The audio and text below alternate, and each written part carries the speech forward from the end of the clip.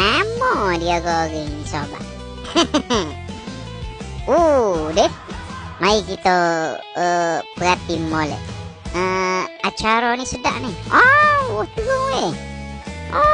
Wah terung dihiris halus-halus. Diceluk tepung ke mana tu? Suruh hari tu ni. Hak ni sedap nampak ni. Garing molek. Sepuluh hari tu dia masuk stoker. Hak ni dia hiris halus-halus.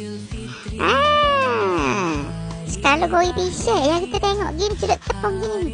Wah terung terik ni weh. Sedap weh.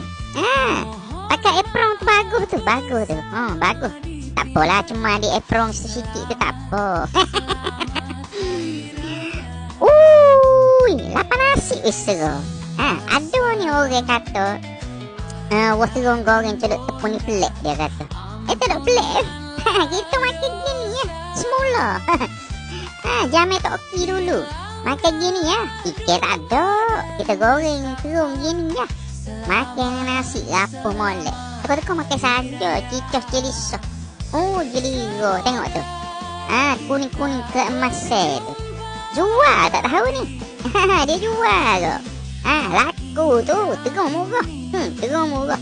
Jual mewah colek. Masuk dah.